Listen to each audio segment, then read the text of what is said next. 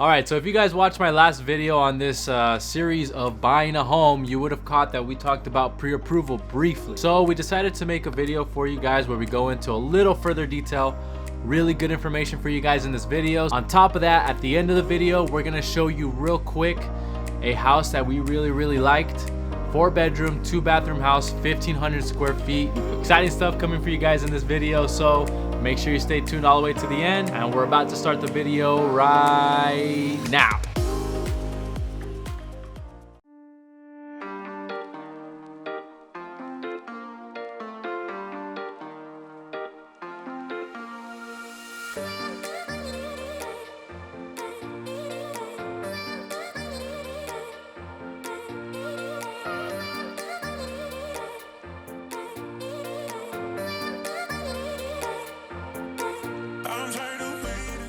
What's going on, everybody? My name is Adrian Espino and welcome back to SBTV. If you're new to the channel, let me introduce you. This is my wife, Emily. Hello. She says hello. What's going on, everybody? I hope you guys are all doing well. Now, how many times have you said what's going on, everybody? You need to comment. I'm just a friendly person. I want to say what's up to everybody. So the pre-approval, a very important part of going out and actually looking for a house. It's pretty much the ticket to say, hey, we can actually buy a house, so can we look at your house? Have a great day. All right, that's it for the video, guys. We'll see you next time. Just kidding. Okay, so the pre-approval process, and these are not in any particular order. This is just a list of the things that we needed to get our pre-approval letter. So one of the things they're gonna ask you for is to fill out an application, okay? On this application, you're gonna provide them with information such as how much money you make, what's your job history, what's your current rent if you're renting, or do you own a house right now? So basic information like that. The second thing that we needed to provide was our 2 most recent pay stubs. After that, we needed to provide bank statements. I believe it was the last 2 months of bank statements. Okay, you guys, so here's the kicker. Yes. So what we've come to learn is the accounts that you're planning to use to provide the down payment and, you know, pay for any closing costs of buying a home. You need to show proof that your money's been in a certain spot for a certain amount of time, so it's not like we just dumped thousands and thousands of dollars in one account. They have to have traceability of every movement of every dollar that's going into this house. Yeah. And by spot, she meant bank account, savings account, checkings account, brokerage account, whatever account that you're using to pay for the down payment. We needed to show 2 months of statements for those specific accounts. Just a quick tip. This one's actually going to be a tip, okay, you guys? I know I'm saying I don't really want to advise anybody, but you want to have that money in as few accounts as possible. It's going to help you further down the road if you have it in just one account. So the fourth thing on this list that we needed to provide was our last 2 years of W-2s, okay? So a lot of 2s. I know, everything's like in pairs.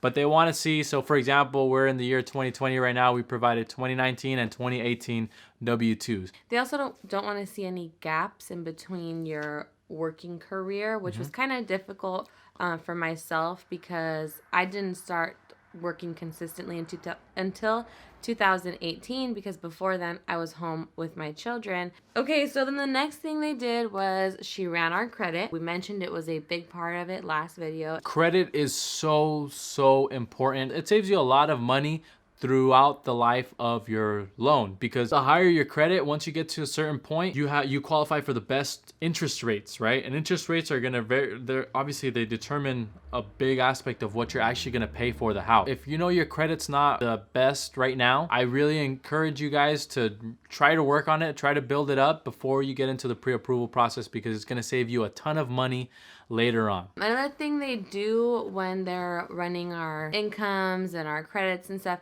they want to check our debt to income ratio and make sure that if we get ourselves into a, let's say, $300,000 loan, we're not spending more than, I think, what is it, 44%? I want to say it's in the 40s, but we'll verify that for you. 43%. God, I was so close.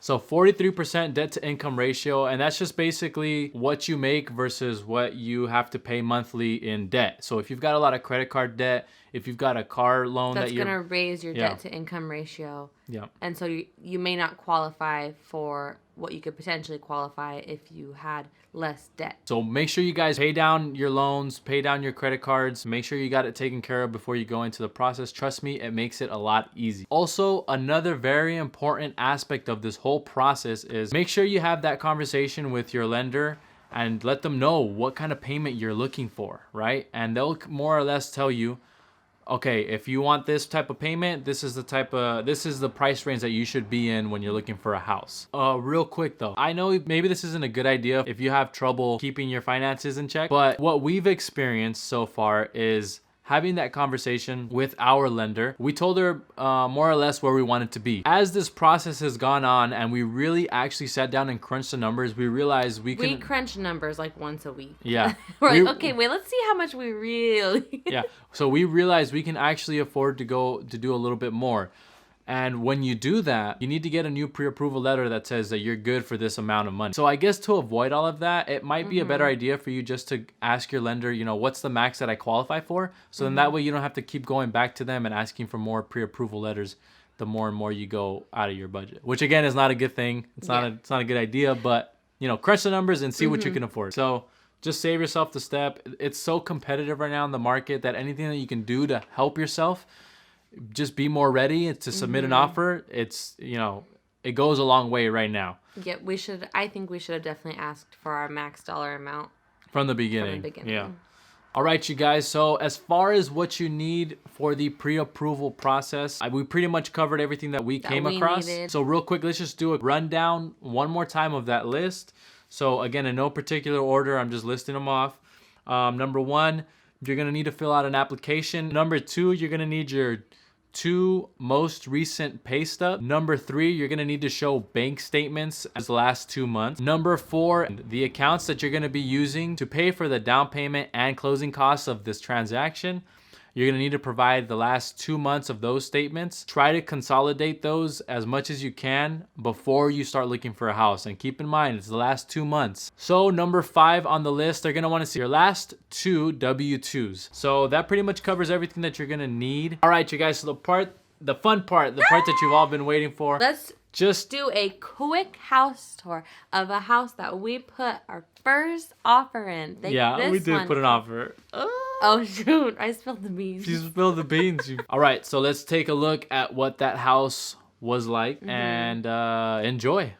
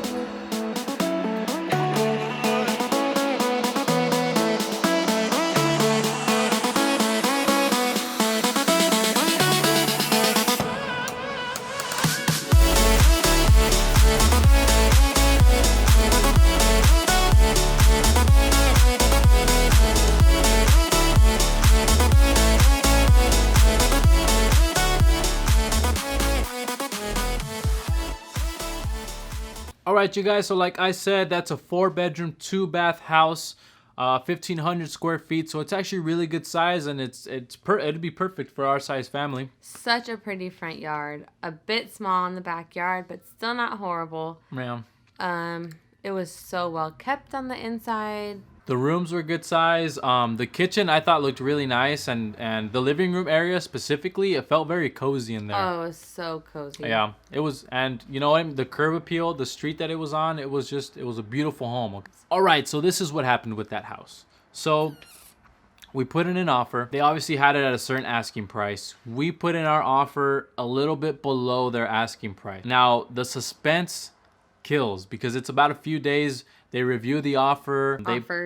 Yeah, they review the offers, especially in this market. Everything has multiple offers. And so seller's agent calls our agent and they countered us and they asked, hey, would your clients come up to the asking price? But yes, they were looking for a home and they needed to have this house close in conjunction with their purchase. So they needed strong buyers. That's Well, what we were happened. early on in the process, so we didn't really, it was our first time doing It was this. like our first day of house seeing or sighting. It was like the second day, actually, I think. It was the day after we saw that house that needed fixing up. If you guys don't remember, go check out my last video. So, yeah. So we ended up saying that we would have to stay at that dollar amount. And of course, they ended up choosing a higher a higher offer. which is totally fine. It's fine. It's fine. We're not upset about it. I'm not upset at all. I'm not It's okay. fucking upset about it. No, I think we think about that sometimes and we're like, why didn't we just, like, well, how easy of an experience it would have been if we had just went up to asking price, because we were able to.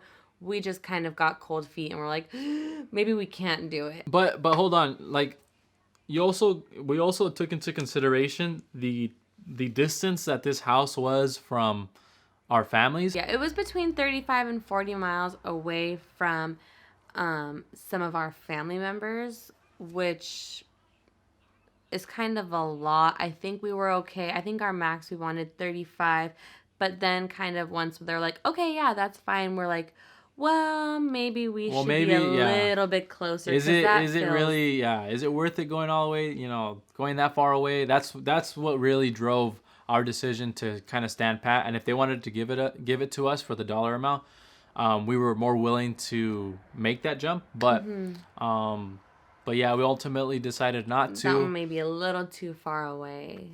But I will say this, you guys, if any of you are in the process or thinking about getting into this process, you learn a lot as you go along. Like, there is no book that shows you exactly what to do, especially when it comes down to submitting offers and the houses that you like. So we took that as a learning step and we said, you know what, let's try to cut back the distance that we're going to be away from our family. So we cut back our max that we were willing to do. Now, when you do that, just so you know, your budget has to increase a little bit because, well, not necessarily, depends on where you're looking, but from what we've seen, from where we want to be, if we want to be closer to our families, the prices go up. Yeah, there's no way around it. So, but I will say this, that house was a beautiful house, and I think about it often. I'm gonna be honest. The person that ended up with that house, they got a great home. Congratulations. Yeah, seriously. That house didn't have a giant yard, so you were like, I didn't really like the yard. So I'm out.